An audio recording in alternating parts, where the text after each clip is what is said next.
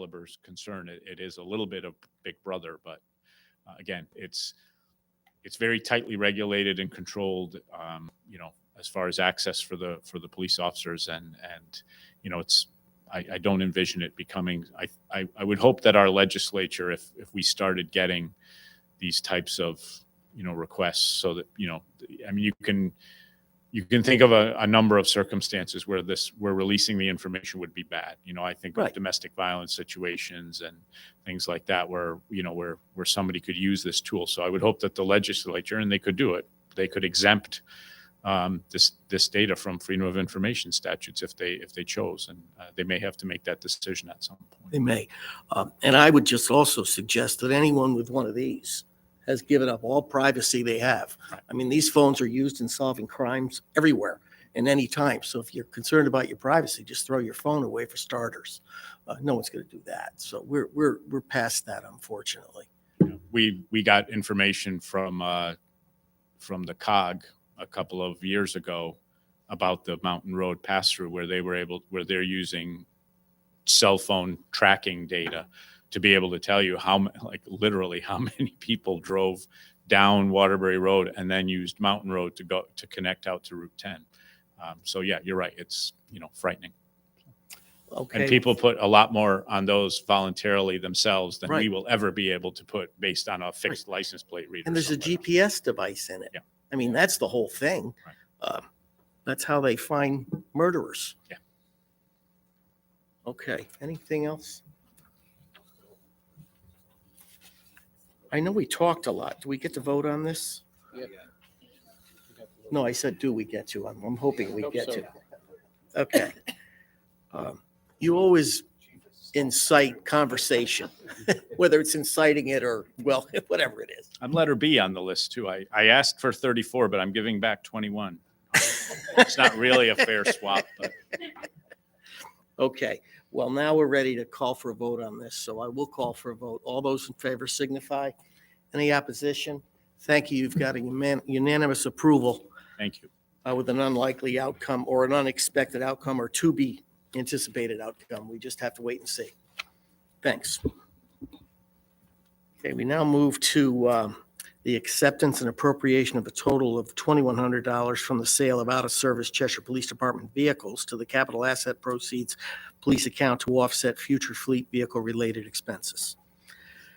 Mr. Bowery. Thank you, Mr. Chairman. Be it resolved that the Town Council approves Resolution 021423-3. Be it resolved that the Town Council accepts and appropriates a total of $2,100 from the sale of out-of-service Cheshire Police Department vehicles to the capital assets proceeds police account to offset future fleet vehicle-related expenses.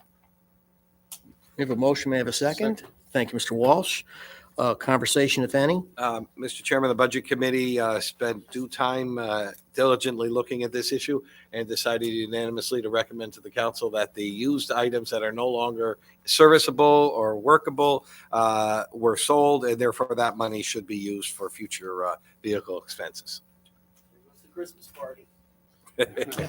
I would note for the record that we got $800 for a 1991 Ford Utility Master. So not bad. That's metal scrap, right? The town of Cheshire got its money's worth out of some vehicles. Yeah. All right. Thank you. Okay. Well, thank you for your time tonight. Oh, did we vote? Not yet. Oh, golly. I'm getting used to talking too much. Okay, all those in favor signify. Opposed? Motion carries unanimously. Okay, C is the call for a public hearing for FY 2023-2024 general operating budget, Water Pollution Control Department fund operating budget, and the Community Pool Fund operating budget. And with that, I will be it resolved. The council approve resolution 021423-4. Be it resolved, the town council will hold a public hearing at 6 p.m. on Thursday, March 23rd, 2022 in council chambers, Town Hall, 84 South Main Street, Cheshire, Connecticut, to consider the proposed general fund operating budget for the fiscal year 2023-2024. the proposed Water Pollution Control Department Fund operating budget for fiscal year 2023-2024, and the Community Pool Fund operating budget for fiscal year 2023- through 2024, and be it further resolved, the town manager shall cause a notice of said public hearings to be posted and published according to law. That is the motion. I'd like a second. Thank you, Ms. Nichols. All those in favor?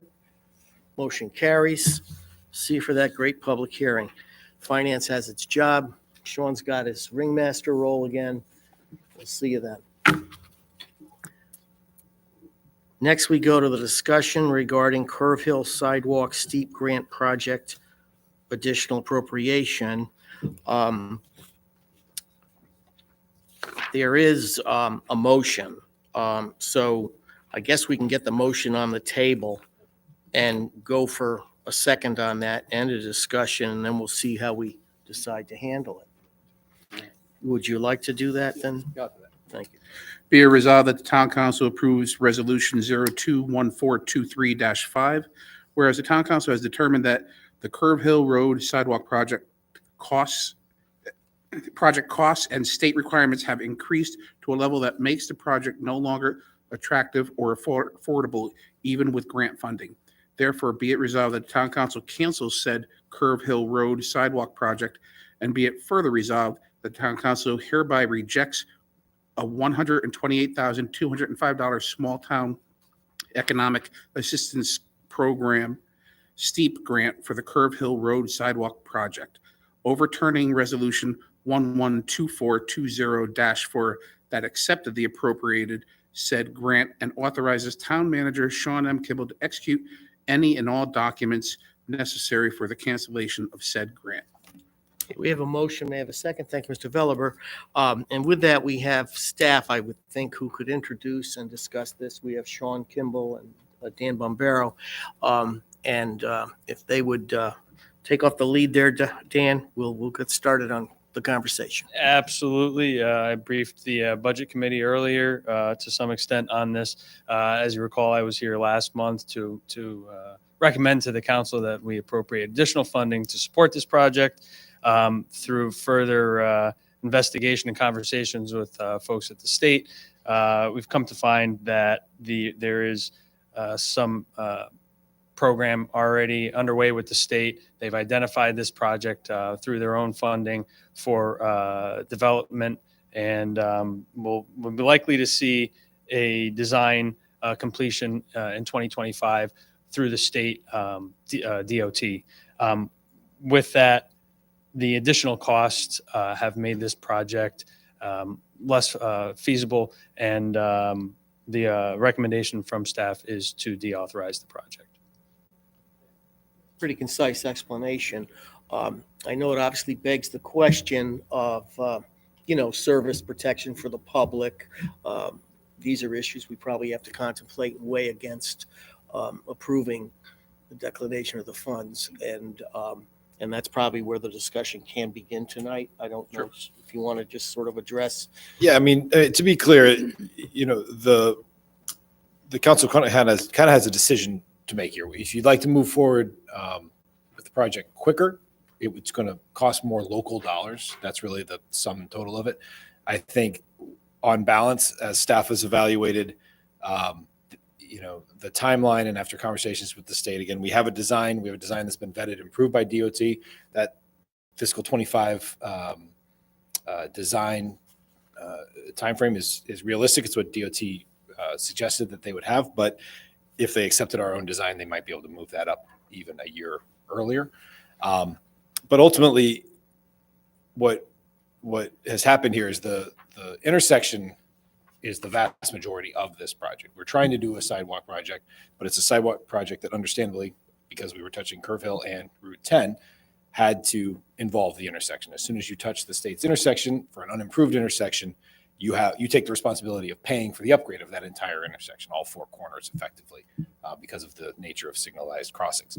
So when the vast majority of this project, after the bids have come in, makes the local share, frankly, outweigh the state's share of this project. As we looked at this, we feel it's better to wait that year or 2 years and have the state pick up the full cost, as they were as we understand now, already planning to do now that they've evaluated. And you will notice with a number of other intersections along Route 10 that the state owns all. The town doesn't own any of those intersections. They've been doing those sort of systematically throughout town. North Brooksvale and a few other spots up and down Route 10 come to mind. The recommendation here would be to let the state go ahead and take on the burden of upgrading the intersection themselves, and separately, and not necessarily in full delay behind, waiting for them to complete that project, we can do whatever the appropriate distance from that intersection that we can start without triggering that requirement that we update the intersection would be where we can more judiciously use these funds and, by our calculations, get a much further stretch of sidewalk accomplished, which I know was concern that the council expressed early on, that even 400 feet wasn't really quite as what we probably all envisioned when we first were hoping to apply for this fund. So again, it's a little bit of a unique situation, but I think on balance, it's the right thing to do to protect the local taxpayer dollars share and get more bang for our buck, and have the state upgrade the intersection on their dime. So that's the recommendation. So town management has made its case. Are there any questions about the case they've made? Mr. Wall? I just had a question or comment. This is my neighborhood, and I've had several constituents reach out to me because, for those of you who aren't aware, it is basically, I think, asphalt covered concrete that many years ago was paved with asphalt to try to fix the problem but over the years it's been heaving and chopping up, and there's quite a few people who use that sidewalk and go up Jarvis to the trail. And I appreciate Mr. Bari and the Budget Committee discussing it earlier about using, as long as we could find how many feet we have to be to do that, I'd appreciate that. I still feel, it's unfortunate. We own the sidewalk. The state owns the road. The state owns the property. We own that little strip right in the middle there, and now the state is mandating that if we touch the sidewalk, we have to fix that, and I don't want to waste town money on something that the state is going to do. It's still 2 years away, and hopefully it stays. If they can get it earlier, I would appreciate it, since many of the people who use that crosswalk are kids who are going to Chapman School, and hope in 2 or 3 years they won't be going to Chapman School. But it'd be nice if they can get that done sooner. But the state doesn't move very fast on some of these things. So I'll be in support of this, but I will be in support of only if I know that we're going to pave some of that sidewalk, whatever the distance we have to be from it, so that we can start fixing it and maybe eventually running the sidewalk around Jarvis up to the trail. So thank you. Thank you. Anyone else? I think sorry, you were next. No, go ahead. I actually did see We John talked first. at the budget committee Right. meeting that we did want to commit to doing the portion with the funds that we already had available in the previous appropriation, that we could do from the driveway of the convalescent home up to the driveway entrance of the prison. We probably couldn't go much further than that, because then you have the problem of the intersection having to be made properly at Jarvis. So that may not be done fairly soon, but the part in front of the prison can be done soon. That's something that staff can be worked on. Absolutely. If it's a desired result, we can certainly, as I identified earlier, that roughly 1,200 feet is in line with the funding that was previously discussed with the council. The $128,000 would cover that stretch.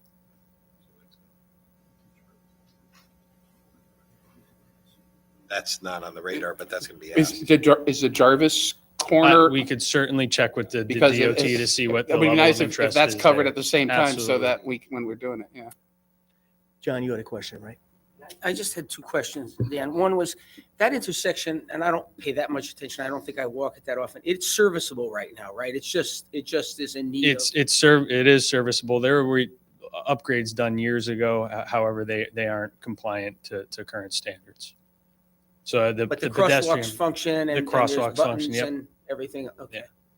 Yeah. And would you intend to use the bid the contractor that was going to get this bid to install the other sidewalk, or would you just do that separately completely? We would likely do that under a separate bid because the numbers that they provided were specific to this application. The short length of sidewalk that they were doing there, the cost per foot for the standalone sidewalk is likely a great deal higher than if we were to do a larger run.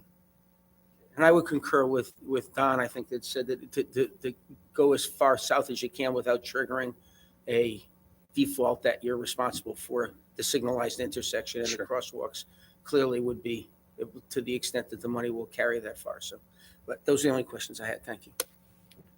Well, if I may then, Dan, you had indicated in the budget meeting prior to our regular meeting that you would grade the sidewalk as is, as passable.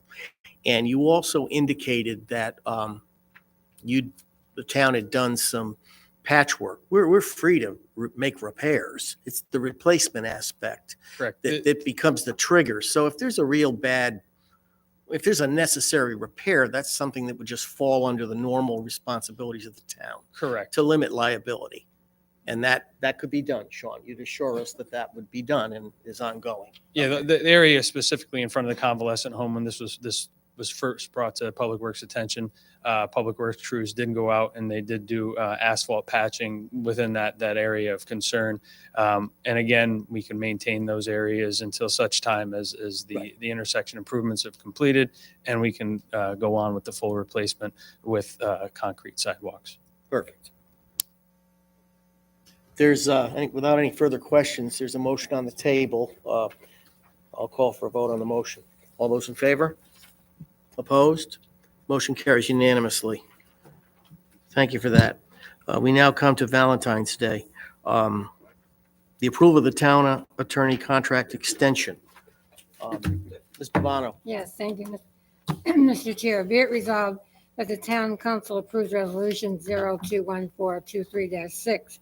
Be it resolved that the town council approves an amendment to extend the legal services agreement with Chulo and Donafio LLP as presented, and be it further resolved that the town council authorizes the execution of this amendment for extension of said services pursuant to the terms and conditions as presented.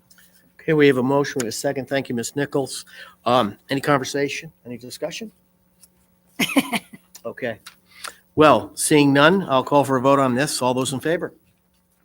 Opposed? Motion carries unanimously. Thank you, sir. Great job. Yeah, great job. Okay, that's the end of our regular sort of action item. Now we move to the town manager's report and other communications. Sean? All right. Thank you, Mr. Chairman.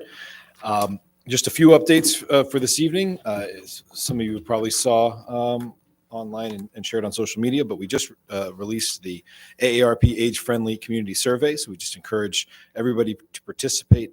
The town is asking all residents age 45 and over to take the survey in hopes that at least 300 responses will be collected between February 13th and March 27th. Information collected will be used to inform the town's efforts to becoming more livable community for residents of all ages. Again, there's a link there. There's a variety of other ways to pick up or complete paper surveys at the Senior Center, library, the Parks and Rec building, or even here at the Town Hall lobby. If you have any questions at all or need assistance filling out the survey, please call the Senior Center at 203-272-8286. And again, I just can't emphasize enough. We hope a lot of folks in the community participate in this very valuable effort. An update beginning just earlier this week. Crews were out today doing repairs along the linear trail and also improving the apron area, often where folks use for walking or jogging along the side of the trail.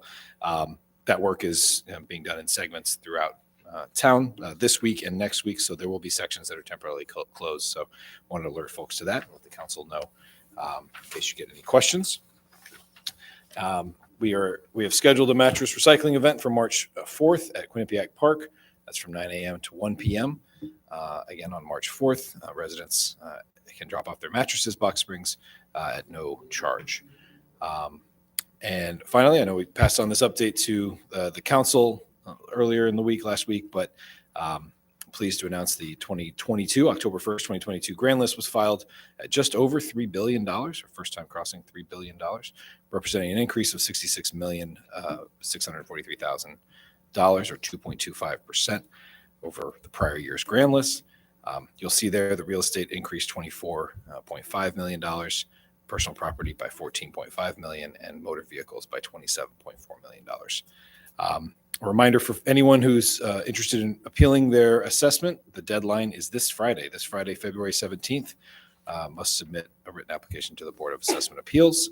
And I did just kind of put in a chart there. You probably saw it from my budget presentation last year, but you'll notice the last 4 years of robust grand list growth, certainly compared to the prior 10 or 15 years, really dating back to the 1990s, late 1990s.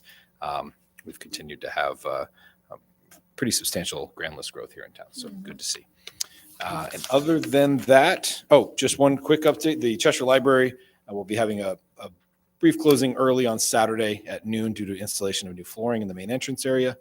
This coincides with the new sliding doors. If anyone's been over there, they're really wonderful, much improved over the previous condition. And the library will remain closed, obviously on Sunday, but also for President's Day. And we'll be reopening for normal hours on Tuesday, February 21st. And again, the town offices will be closed on Monday for President's Day. Other than that, that concludes my report. Thank you, Mr. Chairman. Any questions for the town manager? I have one, Sean, and it has to do with the trail maintenance, which is obviously a good project. I know periodically they've done sort of robust trimming of bushes and trees along the canal side, the stream side. Is any of that planned, or because this would be the time to do it? I mean, is that part of it as well, or is it They're not doing that as part of this particular effort. they're waiting for but leaves to come out? They're looking. I know that we did some of that just last year. in Recently certain enough, it sections, doesn't- but yeah. I can take that back and confirm what the. Well, I plans are guess going the question is, there's probably a program, right, Dan? There's probably some programmatic approach to this. That would you be aware of something like that?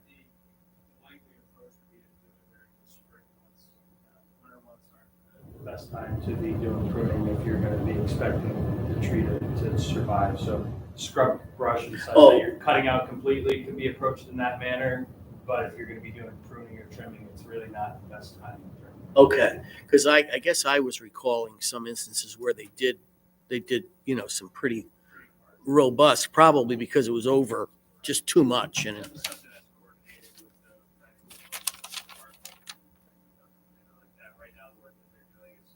Alluded, it's limited to that gravel running path that runs parallel to the trail. okay. And then my other question relative to the trail is at the trail intersections that are town controlled.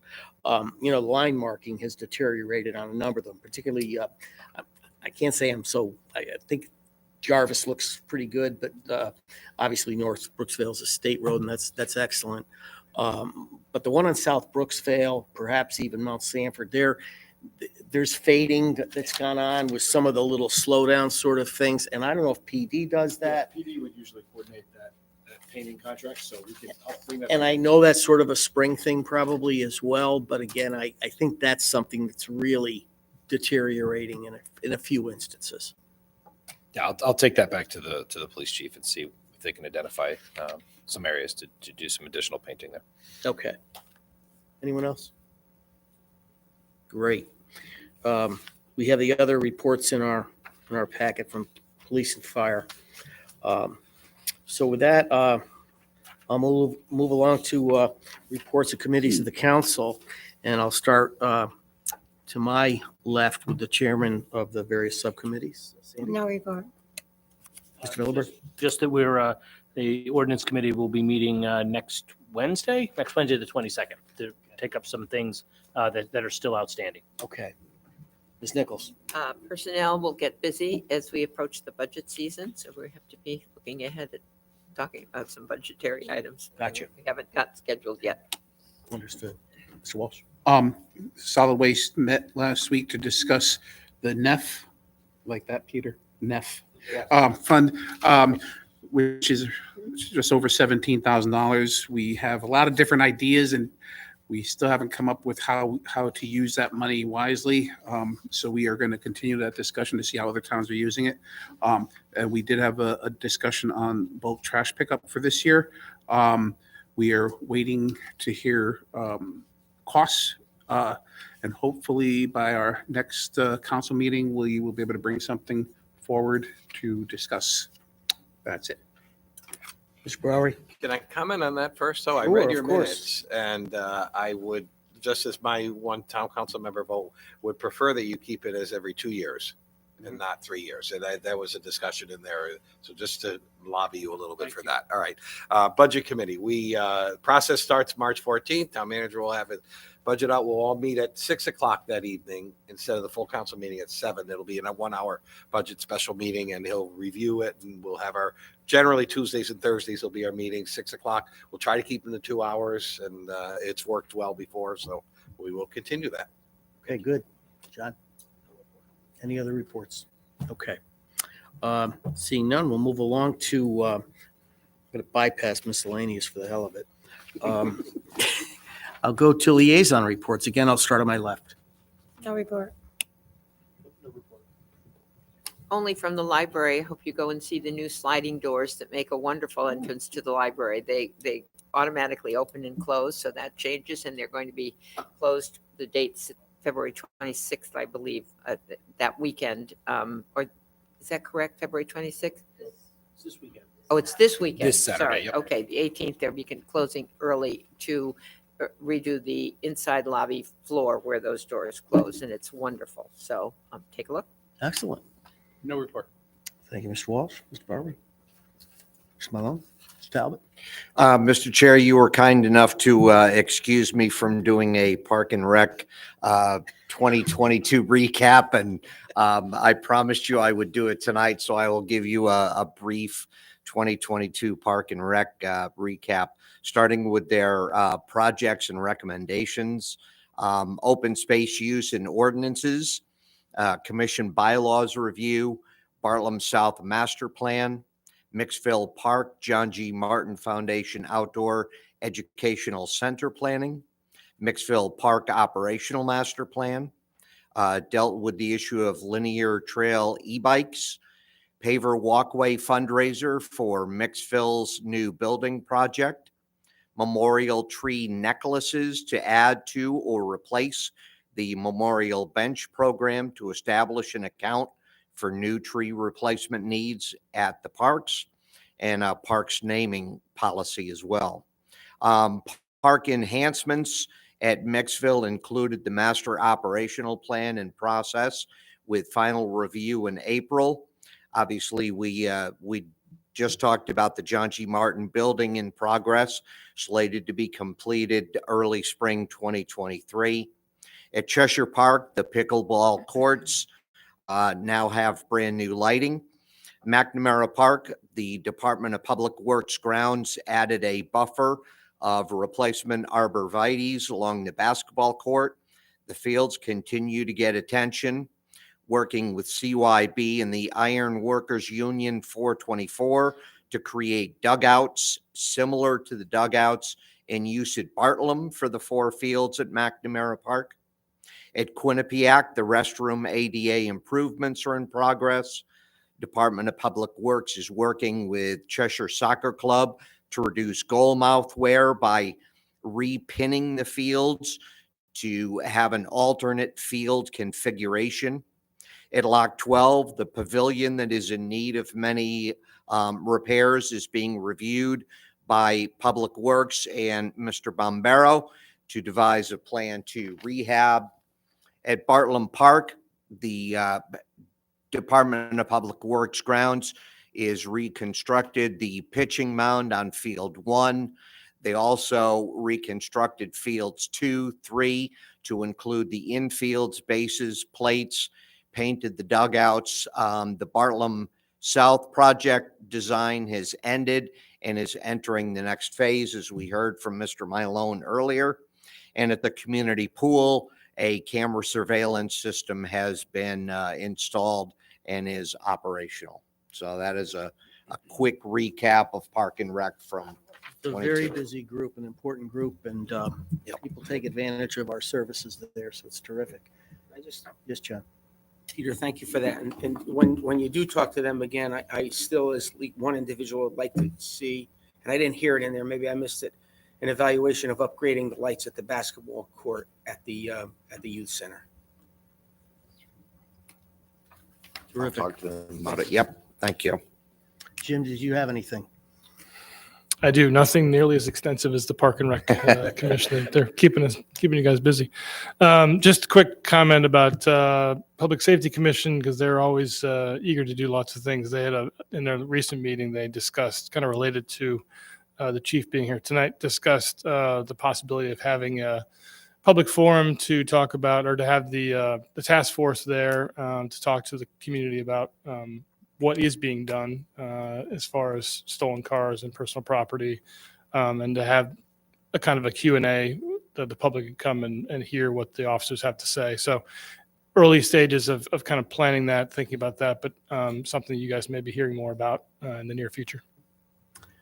Thank you for that. I think I'll just dovetail onto that we all learned of the resignation of Frank Lohman from that very, very important committee in town. I wanted to thank Frank for his tremendous work with that committee. I did talk to Frank today, and he said, Timmy, I want to make sure, he always calls me Timmy. I want to make sure, I'm involved in that process. You got to have a good chairman and a really good new member of that committee. So he's off it, but he's still on it, So I thought that was nice. I wanted to share that with everybody. I also will take advantage of just the fact that we had in our packets today a note dated January 18 from Diane Calabro, the town historian. She did provide a report. And what I'll do, rather than, I could probably paraphrase some of it from here. She did a nice few bullet points. One caught my eye. She said, notable activities in 2022. Yankee Magazine needed information about the deconstructed Deacon Peck House. The article about the Peck House was published in the December 2022 Yankee Magazine on pages 48 to 51. She said a Connecticut organization wanted information about Cheshire architect Alice Washburn, who's a very famous, influential architect, and there's several of her homes in this town. They assisted St. Peter's Church with their Martin Luther King Day celebrations. I did attend, had the opportunity to welcome people at actually the close of the event at Town Hall here, and it was very well attended. It was the second such event that's taken place in town for Martin Luther King Day. They moved the folks inside of St. Peter's Church, and it was just packed. I'm sure they don't have that many on Sunday. She said further that what was it? The Emma Fitch Guilford display case in the town hall lobby has been an interesting project for her, and that was recently relocated. I believe it's next to the town clerk's office, and that's something of constant update they'll be doing. She also, as an aside, is happy to report that not happy to report that she didn't get everything done that she would like to. And I think these become big jobs, and we need to just encourage her and the Historical Society in general to do what they can do, because it's well appreciated. So thank you, Diane, for your report. It's perhaps not properly fully emphasized here, but again, our commissions work hard, our commissioners work hard, our volunteers work hard, and thank you for the hard work.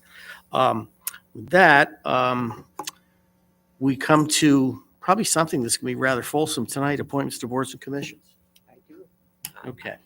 Mr. Veliver and I have a joint presentation, so we'll do them together first. I have two new appointments. The first one is to the Environment Commission, Randy Rains. It's a new appointment filling the vacancy of Linda Blackburn, and the term is from the present to January 31st, 2005. And the second is Melissa Norick. She's to be appointed to the Water Pollution Control Authority Flood and Erosion Control. The name is larger than the committee, I think. It's a new appointment, and she's filling the vacancy of Jim Urbano. Her term is from the present till 1/31/2026. Both of them are Republicans, and David has a couple more. Thank you, Mr. Chairman. I have a couple appointments to the Youth and Human Services Committee for the student representatives. Those turn over as kids move from either Dodd to the high school, or they get too busy with other stuff. So move the appointment of Joy Tanis to replace the vacancy of Sarah Mullen. Her term would be from today to 1/31/2025, or or if she completes 8th grade sooner than that, then her term would be up, because she will be the middle school one of the 2 middle school representatives, and also reappoint Courtney Cronin as the one of the high school Cheshire High School representatives, and her term would be from present to 1/31/2025. Mr. Chair, I am happy to second those nominations and provide you with the following of my own nominations. The party affiliation on all of these is Democrat, and I start with Susan Dillman to beautification, a renomination, term to 1/31/25. Denise Lohr to performing and fine arts. It is a renomination, term to 1/31/26. Christine Endres to performing and fine arts, term to 1/31/26, a renomination. Stephen Durkee to Public Building Commission, term to 1/31/27.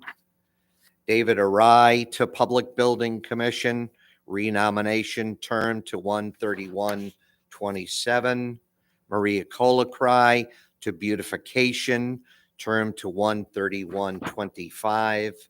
Pat Archibald to beautification, term to 1/31/25. James Doheny, a new appointment to Public Building Commission to fill the vacancy of Rich Gussenberg, term to 1/31/27. Helen Wilson to Historic District Commission, term to 1/31/28. Marlena Sobel, a new appointment to Youth and Human Services, term to 1/31/25. And a new appointment, Hap Jordan, to Youth and Human Services alternate, term to 1/31/25. I will gladly support those and second that nomination and thank all of these people that have been nominated. Just quick, Peter, on the Youth and Human Services, who is Marlena replacing? Do you know?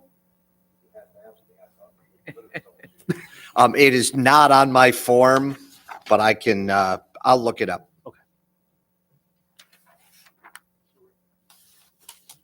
So are we ready to vote on this? All those in favor? Opposed? Motion carries unanimously, and thank you for upping it all. Thank you, re-upping it all, or joining us all. I handed them to you. This is that third one that we're going to hold off on. Okay, we're now going to move to the town attorney report, if there is one. Just to say thank you for supporting me and giving me the opportunity to continue to work with you for another 2 years. As I told you numerous times, it really is a privilege to work with the town of Cheshire. The staff on a daily basis impresses me with its professionalism. I think we work well together, and I look forward to doing some great things. And I think you should, as the chairman indicated, be very excited about the school projects, because you do have a very outstanding group of individuals who are working very hard for the endeavor. Thank you. Well, thank you for that, Jeff, very much.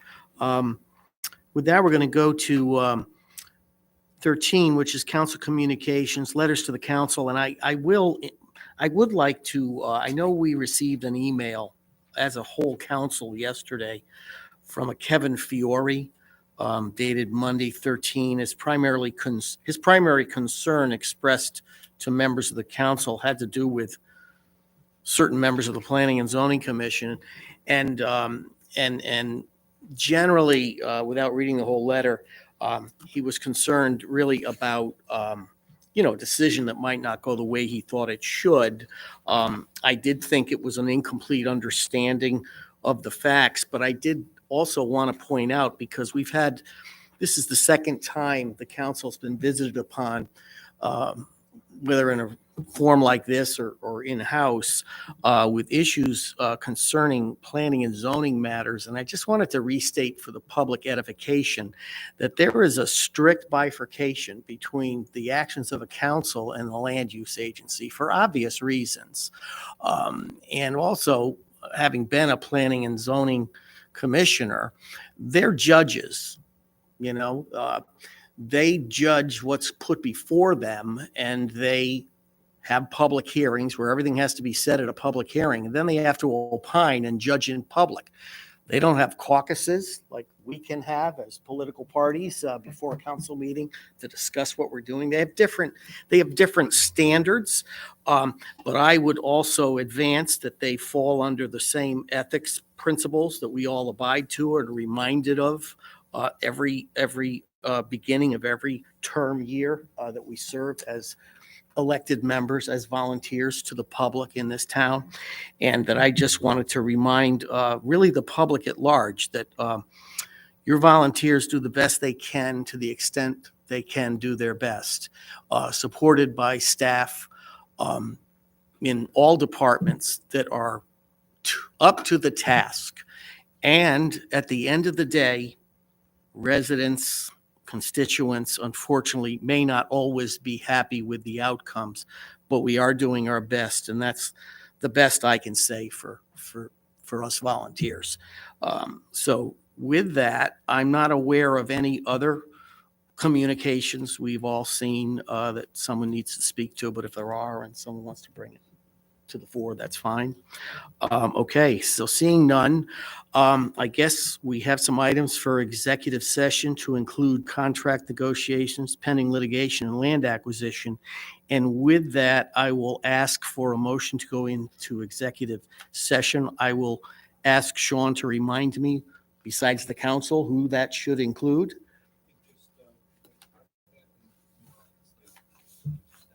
Okay. So we have Ms. Talbot and Noel, and thank you others for helping us out tonight. See you soon. There'll be no action taken after we come out of executive session. And thank you, Peter, for attending as a member of the press. We appreciate your attendance and good work.